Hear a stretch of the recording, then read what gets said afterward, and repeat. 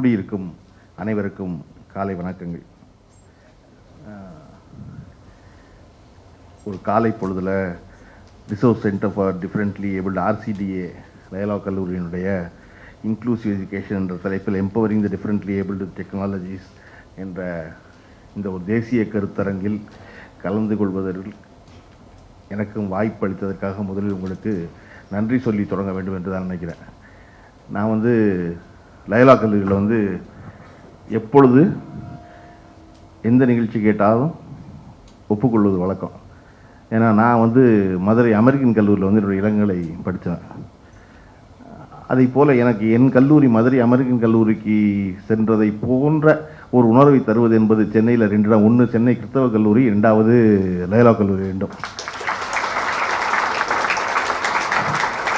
ஏன்னா ஒரு கல்வி நிறுவனம் என்பது வெறுமன பாடம் சொல்லிக் கொடுப்பது மட்டுமல்லாமல் சமூக செயல்பாடாகவும் நிகழ வேண்டும், ஒரு கலாச்சார நிலையமாக கலை பண்பாட்டு பரிமாற்ற நிலையமாக இருக்க வேண்டும் என்பதை நான் தொடர்ச்சியாக லயோலா கல்லூரியில் பார்த்துட்டு இருக்கேன்.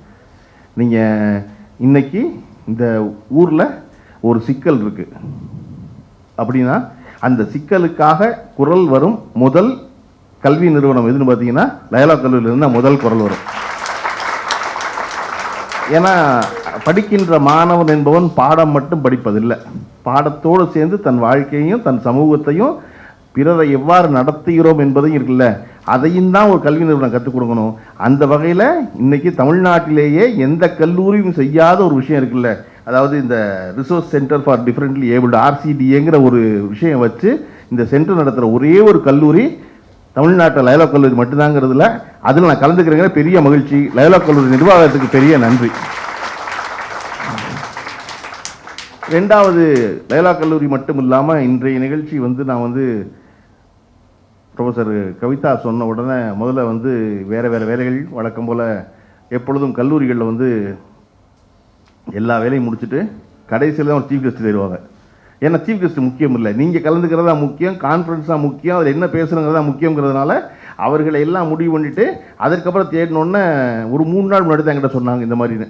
நான் சொன்னேன் இல்லையே நான் வேறு வேலையாக இருக்கேன்னு சொன்னேன். ஆனால் இதன் நோக்கம் என்னன்னு தெரிய வந்த பொழுது நான் தவிர்க்கக்கூடாதுன்னு நான் அவசியம் வந்துடுறேன் அப்படின்னு சேர்ந்தேன். எனக்கு என்னென்னா பெரிய மகிழ்ச்சி, நீங்கள் எல்லாரும் தனித்திறமை வாய்ந்தவர்கள், உங்களால் எதையும் சாதிக்க முடியும் அப்படிங்கிறது நீங்கள் நிறைய கேட்டிருப்பீங்க தொடர்ச்சியாக. ஆனால் நான் பொதுவாக நீங்கள் பார்த்தீங்கன்னா பைக் ஓட்ட கற்றுக்கும் பொழுது ஒருத்தனுக்கு வாழ்க்கையில் 2 நடக்காமல் இருக்காது. ஒன்று என்ன அப்படின்னா அவனுடைய வலது காலை பார்த்தீங்கன்னா தெரிஞ்சிடும் புதுசாக பைக் ஓட்டுறானா இல்லையான்னு. சைலன்சரில் சுட்டுக்குவான், முதல்ல சுட்டு வலது காலில் கணுக்காலுக்கு மேலே கருகி போயிருக்கும். அப்போ பையன் புதுசாக பைக் ஓட்ட ஆரம்பிச்சிருக்கான், பையனோ பொண்ணோ தெரியும். 2வது என்ன நடக்கும்னா பைக்கை ஸ்டாண்டு போட கற்றுக்கும் போது ஒரு முறையாவது அந்த ஸ்டாண்டு கால் கட்டவரல் பெருவரலில் ஏறி நகம் பேராமல் இருக்காது யாருக்குமே. இது 2 நடந்துடும். அந்த பைக் ஓட்டி கால் கட்டவரலில் நகம் பேர்ந்ததுக்கப்புறம் தான் அந்த ஒரு வாரம் தான் தெரியும் இந்த உடம்புல கட்டவரல் எவ்வளவு முக்கியமான பாகம், இதை கவனிக்காமல் விட்டுட்டோமே நம்ம. அந்த கட்டவரல் 7 நாள் ஞாபகப்படுத்திட்டு காயம் ஆடுற வரைக்கும் நடக்க முடியாமல், நிற்க முடியாமல், படுத்தா போர்த்திக்க முடியாமல், போர்த்துனா போர்வை இழுத்து அப்படின்னு ஒரு கால் கட்டவரல் நகம் பேர்ந்த பொழுது தான் தெரியும் இந்த கால் கட்டவரல் இவ்வளோ முக்கியமானதா அப்படின்னு. அப்படி எது குறைபாடும் இல்லாமல் இருக்கிற ஒரு சமூகம் குறைபாடு உள்ளவர்களோடு சேர்ந்து வாழ்வது இன்க்ளூசிவாக இருப்பது என்று சொல்லுவதில்லை, அது பொய். இன்க்ளூசிவாக இருப்பது இல்லை. என்னை போன்ற இருக்கிற ஒரு சராசரி இயல்பான எந்த குறைபாடு இல்லாத ஒருத்தன் உங்கள் மேலே ஆதிக்கம் செலுத்துகிறாங்க. நீங்கள் ஒரு பெண் மேலே ஆண் செலுத்துவதை ஆதிக்கம் சொல்கிறோம் இல்லையா. உயர் சாதி ப்ரிவிலேஜ்டு கேஸ்ட் அன்ப்ரிவிலேஜ்டு கேஸ்ட் மேலே செலுத்துவதை ஆதிக்கம்னு சொல்கிறோம். அப்படி இருக்கும் பொழுது ஒரு பொது சமூகத்தில் எந்த குறைபாடும் இல்லாதவன் குறைபாடு உள்ள ஒருத்தனை டிஃப்ரெண்ட்லி ஏபிள்னு பெருமைப்படுத்துகிற மாதிரி சொன்னால் கூட அவன் ஆதிக்கம் தான் செலுத்துகிறான். உதாரணத்துக்கு நம்ம ஒரு வீல் சேரில் இருக்கோம் அப்படின்னா அவங்களால ஒரு மிகப்பெரிய இன்றைக்கி இருக்கிற ஒரு நட்சத்திர ஹோட்டல் எடுத்துக்கங்க. நான் எதுக்காக மிகப்பெரிய நட்சத்திர ஹோட்டல்னு சொல்கிறேன்னா அது எல்லா சௌகரியங்களையும் உள்ளடக்கியது இல்லையா, எல்லாருக்குமானது இல்லையா, இல்லை எல்லா கம்ஃபர்ட்டோடு இருக்கும், எல்லா பணம் எல்லா சுவர்கள்லையும் எல்லா மூலைகள்லையும் மினுங்கிற ஒரு இடம், ஒரு மிகப்பெரிய நட்சத்திர விடுதி. அந்த நட்சத்திர விடுதிக்குள்ளே நீங்கள் உங்களுடைய சக்கர நாற்காலியோடு போனீங்கன்னா அந்த நட்சத்திர விடுதியினுடைய கழிப்பறையை பிறருடைய உதவி இல்லாமல் உங்களால் பயன்படுத்தவே முடியாது. அதற்கான எந்த விஷயத்தையும் இங்கே பணம் இருக்கவே யோசிப்பதே இல்லை. நான் இன்றைக்கி ராகவி நேராக அவர்களே அவருடைய சக்கரத்தில் அந்த எலக்ட்ரிக் வீல் சேரில் அவர்களுடைய இடத்துல இருக்கும்போது நினச்சேன். எனக்கு அவ்வளோ சந்தோஷமாக இருந்துச்சு. எப்பொழுதும் அவர்களாகவே இயல்பாக என்னை போல நடந்து வரும் பொழுது தான் அவரை சவமாக வச்சுக்கணும் அர்த்தம். ஆனால் இந்த சமூகத்தில் ஒரு வீல் சேர் என்பது ராகவிக்கு பயன்படுற வீல் சேரே இன்னொருத்தருக்கும் பயன்படுற வீல் சேர் இல்லை. நம்ம டிஃப்ரெண்ட்லி ஏபிள் எல்லாருக்கும் ஒரே வீல் சேர் பண்ணுறோம். ஒரே வீல் சேர் இல்லை, ஒவ்வொருத்தருக்கும் வேறு வேறு வீல் சேர். அந்த வீல் சேரை பற்றி இந்த கான்ஃபரன்ஸ் பேசும்னா அதை விட பெரிய மகிழ்ச்சி வரும் இருக்க முடியாது. இந்த டெக்னாலஜிக்கு உதவுமா? இன்றைக்கி ஒரு வீல் சேரோட விலை என்னன்னு தெரியுமா யாருக்காவது? சாதாரண ஒருத்தனுக்கு அவ்வளோ லட்சம் கொடுத்து வாங்குற வீல் சேரை ரிப்பேர் ஆகி போனால் அதுக்கு மெயின்டெனன்ஸ் ஒன்று இருக்குல்ல, அந்த மெயின்டெனன்ஸ் எவ்வளோ ஆகுன்னு தெரியுமா? நம்ம சாதாரண ஒரு பைக் வாங்குகிறோம், ஒரு மினிமம் ஒரு பைக் 70,000 ரூபா. அந்த 70,000 பைக்குடைய மெயின்டெனன்ஸு உங்களுக்கு 0 மெயின்டெனன்ஸ் 3 வருஷத்துக்கு எதுவுமே நடக்காது. நடந்தால் கம்பெனி பார்த்துக்கும். 3 வருஷம் கழித்து அந்த பைக்கில் நீங்கள் என்ன பண்ணுவீங்கன்னா அடிப்படையில் மாற்றினீங்கன்னா உங்களுக்கு 70,000 ரூபா பைக்கில் 3,000 ரூபா தான் செலவு வரும் 3 வருஷம் கழித்து முதல்ல. கரெக்டாக? அப்போது ஒரு 70,000 ரூபா பைக்குடைய மெயின்டெனன்ஸ் 4 வருஷத்தில் 3,000 ரூபா. சரியா? 70,000 ரூபாயில் 3,000 ரூபானா 5%. ஆனால் 1 லட்ச ரூபா கொடுத்து வாங்குற வீல் சேரில் ஒரு வருஷத்தோட மெயின்டெனன்ஸுக்கு செலவழிக்க வேண்டியது 20,000 ரூபாய்க்கு மேலே செலவழிக்கணும். அப்போ இவ்வளவு சுமாரான ஒரு கட்டமைப்பை வச்சுக்கிட்டு இதற்கு நடுவில் உங்களை எல்லாம் உட்கார வச்சு நீங்கள்லாம் பிரமாதமாக இருக்கீங்கன்னு சொல்கிறது இருக்கு இல்லையா, அதை கேட்காதீங்க. நம்ம பிரமாதமாக இல்லை, இவங்க நம்மளை நல்லா வச்சுக்கலை. அப்போ இதை என்ன சரி பண்ணுறது? அதுக்கு கவிதா மாதிரி ஒரு ப்ரொஃபஸர் சிந்திச்சாங்கன்னா நல்லது. லயோலா கல்லூரி மூல ஒரு கல்லூரி அதற்காக வேலை பார்த்தா நல்லது. ஆனால் இப்படி எவ்வளோ பேர் இருக்காங்க அப்படின்னா இவங்க மட்டும்தான் இருக்காங்க, வேறு யாரும் இல்லைங்க. இங்கே யாருக்குமே உங்களை பற்றி கவலை இல்லை. அப்போ யார் கவலைப்படுறது? நீங்கள் தான் கவலைப்படணும்.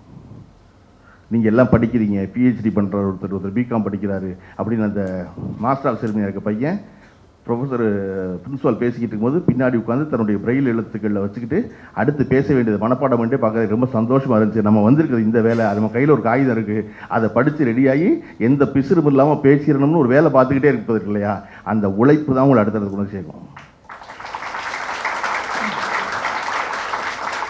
உழைப்பின் மூலமாக என்ன செஞ்சிடும்? நீங்கள்லாம் படிச்சுட்டு ரொம்ப நல்லா படித்து நீங்கள் வழியே இல்லை, நீங்களே உங்களுக்காக உழைச்சி நிறைய பணம் சம்பாதிச்சிருங்க. எல்லோரும் நிறைய பணம் சம்பாதிச்சிருங்க.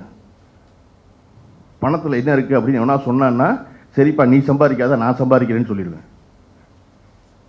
சரியா? ஏன்னா பணம் சம்பாதித்த பிறகு தான் நான் சொல்கிற அந்த நட்சத்திர விடுதியில் போய் நீங்கள் தங்க முடியும். மாதம் ஒரு நாளைக்கு 12,000 ரூபா ஒரு அறை வாடகை கொடுக்குறேன்டா, ஏன்டா என் அறையிலேருந்து என் கழிப்பறைக்கு நான் என் வீல் சேரில் போக முடியலங்கிற கேள்வியை பணம் இருந்து நீங்கள் எழுப்பும்போது அந்த நட்சத்திர விடுதி கேட்கும். அதுக்கு காது கேட்கும். முதல்ல நான் ஒரு பயணம் வீட்டிலேருந்து கிளம்புறேன் அப்படின்னா இங்கே கொஞ்சம் பேருந்து இருக்குது, தாழ்தள பேருந்துன்னு. ஆனால் எந்த ரயில் வண்டியிலையாவது இருக்கான்னு யோசிச்சு பாருங்க. எந்த ரயில் வண்டியிலும் ஏற முடியாது. ஒரு பொது வாழ்க்கை வரும்போது எந்த வீட்டுக்கு போனாலும் நினைப்பேன், யாரா கண்டுபிடிச்சாங்க இந்த கக்கூசை ஒரு படி மேலே வச்சு கட்டணும்னு நினைப்பேன். என்ன லாஜிக்குனே புரியாமல் இந்த நாட்டுடைய இன்ஜினியர் பூரா அதை கட்டிக்கிட்டே இருக்காங்க. எவ்வளோ பேரும் ஒரு அறையும் அந்த அறைக்குள்ளே இருக்கிற கழிப்பறையும் சமதளமாக இருந்தாவில் ஒருத்தன் போக முடியும் உள்ளுக்குள்ளே. நீங்கள் போய் பாருங்கள், எல்லா வீடுகள்லையும் படுக்கை அறையை விடவும் வாழுமிடத்தை விடவும் லிவிங் ரூமை விடவும் உங்களுடைய கழிப்பறை ஒரு கல் செங்கல் மேலே உயர்த்தி கட்டியிருப்பான், அல்லது ஒரு செங்கல் கீழே கட்டியிருப்பான். தண்ணி வெளியே வந்துடக்கூடாதான். மனுஷன் அப்புறம் உள்ளே போவான், தண்ணி வெளியே வர்றது அப்புறம் பார்ப்போம். இது அதில் தொடங்கி இங்கே ஒரு பொது சமூகத்தில் நாம் வாழ்வதற்கு இயல்பான இல்லை. அப்போ நிறைய பணம் சம்பாதிச்சுட்டா என்ன ஆகும்? நல்லா படிச்சுட்டா அதிகாரத்துக்கு நம்ம வந்துட முடியும். அதிகாரத்துக்கு வருவது ரொம்ப ரொம்ப முக்கியம். அதிகாரத்துக்கு வந்தால் பொது சமூகம் நம் குரலை சட்டமாக ஏற்றுக்கொள்ளும். இது என்னடா இங்கே சிக்கல் நம்ம சொல்ல முடியும். சொல்கிற இடத்துக்கு வரணும்னா உங்களைப் போல குறைபாடு இல்லாத ஒருத்தர் அந்த குரல் வந்தால் நல்லது. அது வர வேணும்னு காத்திருக்காதீங்க. அந்த குரல் உங்கள் குரலாகத்தான் இருக்க முடியும். நம்ம சின்ன பிள்ளைகளுக்கு சொல்லிக் கொடுக்குறோம், சைல்டு அபியூஸ் என்ன சொல்லிக் கொடுக்குறோம்? First learn to raise your வாய்ஸுங்கிறோம். குட் டச் பேட் டச் சொல்லிக் கொடுக்குறோம். எதுக்கு? அந்த சின்ன பிள்ளைய யாரோ ஒருத்தர் காப்பாற்றுவதில்லை, அந்த பிள்ளைய அதுவே காப்பாற்றிக்கணும்னு சொல்லிக் கொடுக்குறோம் எல்லாருக்கும். அப்போ அதை சொல்லிக் கொடுக்கும் பொழுது இந்த டிஃப்ரெண்ட்லி எவ்வளோக்கு நம்ம என்ன சொல்லிக் கொடுக்கணும்னா, விடாத, நீ போராடு, நீ தான் செய்ய முடியாதுன்னு சொல்லணும். நான் எத்தனை முயற்சி செய்தாலும் உங்களுடைய சிக்கல்களை புரிந்து கொள்ளத்தான் முடியுமே ஒழிய அதை நான் ஒரு நாளும் அனுபவிக்கவே போவதில்லை. அனுபவிப்பதாக நான் சொல்வனே ஒழிய நான் அனுபவிப்பதில்லை. அதை புரிஞ்சுக்க முயற்சி பண்ணுறேன். ஆனால் அதை அனுபவித்தவர்கள் நீங்கள் மிக எளிதாக எனக்கு புரிய வைத்து விட முடியும். எப்படி? அதிகாரத்தோட சத்தமாக உறக்க சொல்லணும் அந்த குரல். டேய், நாங்கள் ஒரு வாழ்க்கை வாழ்கிறோம், அது என்னென்னு உங்களுக்கு தெரியுமா? என்ன கேட்குறோம் நாங்கள்? உன்னை போல நானும் இயல்பாக இருக்கணும். ஒன்றும் இல்லைங்க, இவ்வளவு பசங்க வந்திருக்கீங்க, அவ்வளோ பொண்ணு வந்திருக்கீங்க. உங்களுடைய பசங்க எல்லாருக்கும் உங்களுடைய கேர்ள் ஃப்ரெண்டுக்கு ஒரு ட்ரெஸ் எடுக்கணும்னு நினச்சிங்கன்னா உங்களால் பாண்டி பஜாருக்கு தனியாக போய் எடுக்க முடியாது. நீங்கள் உங்களுடைய கேர்ள் ஃப்ரெண்டுக்கு எடுக்க ஒரு ட்ரெஸ்ஸை உங்கள் கூட கூட்டு போகிறத பார்த்துக்கிட்டே இருப்பான். ஓ, பிங்க் கலர் ட்ரெஸ் எடுத்திருக்கியா, நல்லா இருக்கு, நல்லா இருக்கப்பட்டா, நீ என்னடா சொல்கிறேன், நான் எடுத்துக்க வேண்டாம் உங்கள் கேர்ள் ஃப்ரெண்டுக்கு அப்படின்னு சொல்கிறதுக்கு இல்லையா? என்னைக்கு பாண்டி பஜாருக்கு நம்ம தனியாக போய் நம்முடைய பாய் ஃப்ரெண்டுக்கு நம்முடைய கேர்ள் ஃப்ரெண்டுக்கு நம்ம தனியாக சூஸ் பண்ணுற இடத்துக்கு வந்தோமோ, அந்த இடம் தான் முதல்ல இந்த சமூகம் நம்ம நல்லா வச்சுருக்குன்னு புரிஞ்சுக்கிற இடம் இல்லையா? செய்யணும்ல, அதை செய்யறதுக்கான வாய்ப்பு வரணும்ல, அந்த செய்கிற வாய்ப்பு வரணும். அப்படி இயல்பாக உங்களுடைய வாழ்க்கை உங்கள் விருப்பத்தில் நீங்களே தனித்து இயங்குவதற்கான வாய்ப்பை இந்த டெக்னாலஜி இன்றைக்கி வந்து உலகம் இவ்வளோ விரிவடைந்துருச்சு, இவ்வளோ டெக்னாலஜி வளர்ந்து சொல்கிறாங்க. இந்த கான்ஃபரன்ஸுடைய நோக்கம் அந்த டெக்னாலஜியை எந்த வகையில் உங்கள் எல்லோருடைய வாழ்க்கையிலும் பயன்படுத்தி வாழ்க்கையை எளிதாக்க முடியும் என்று சிந்திப்பதாக இருப்பது என்பது மிகுந்த மகிழ்ச்சிக்குரியது. 10:15 மணிக்கு அடுத்த நிகழ்ச்சி ஆரம்பிக்கணும். நான் அதனால் பிரின்சிபல் பேசி எனக்கு இன்ட்ரோடியூஸ் ஸ்பீச் வந்து கவிதா அவர்கள் சொல்லணும்னு சொன்னேன், சுருக்கமாக சொல்லியிருக்கேன் அப்படின்னு. ஏன்னா அடுத்தவருடைய நேரத்தை எடுத்துக்கவே கூடாது, அதுக்கு நமக்கு எந்த உரிமையும் இல்லைன்னு நினைப்பேன். அதனால் என்னுடைய பேச்சை 10-15 முடிச்சு நினச்சேன். மணி இப்போ 10-14. மீண்டும் இன்னொரு முறை வாய்ப்பு கிடைக்கும் போது உங்கள் எல்லாரோடையும் மீண்டும் பேசுகிறேன். எனக்கு கலந்து கொள்ள வாய்ப்பளித்த பொறுத்து கொண்ட உங்கள் அனைவருக்கும் நன்றி. மீண்டும் சந்திப்போம்.